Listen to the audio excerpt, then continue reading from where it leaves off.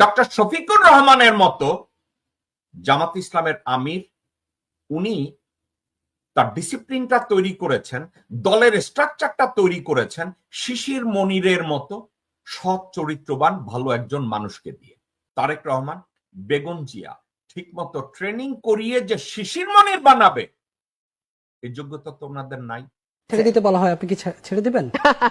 এটা তো একেবারে ব্যক্তিগত প্রশ্ন, এটা তো আপনি করতে পারেন না, এটা ভবিষ্যৎ বলবে। এই প্রশ্নটি আমি শিশির মনিরকে বলবো, যেহেতু জামাতের পক্ষ থেকে বলা হয়েছে যে 100 আসন ছেড়ে দেওয়া হবে নির্বাচনে, জামাতের সেক্রেটারি জেনারেল বলেছেন।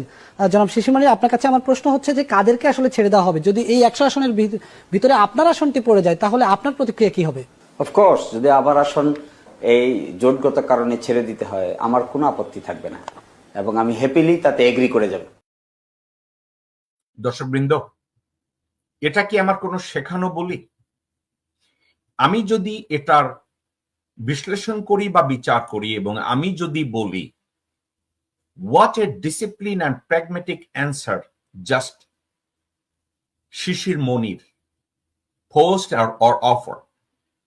এখন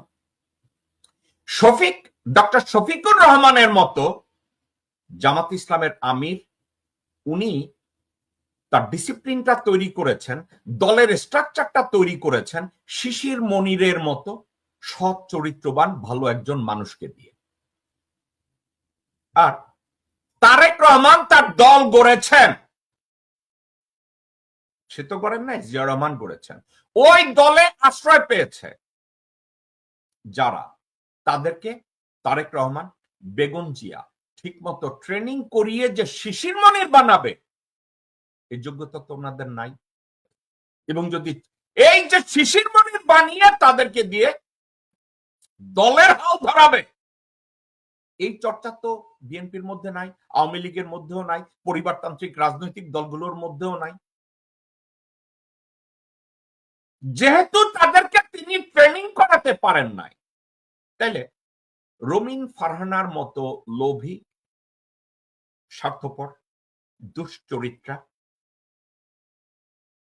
পরশ্রীকাতর, হিংস্র কোন মহিলাকে দলের নিবেদিত প্রাণ একজন নেতা বা কর্মী শিশির মনিরের মতো রুমিন ফারহানাকে কি এভাবে ট্রান্সফর্ম করা কি সম্ভব?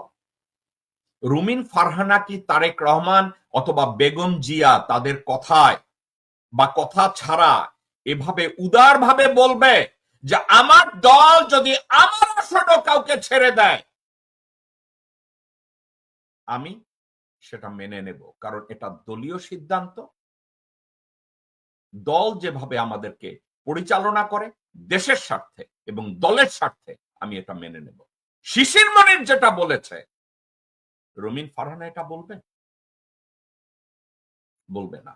এখন এই ব্যর্থতাটা আপনারা, আমি রুমিন ফারহানাকে দিয়ে একটা উদাহরণ দিলাম,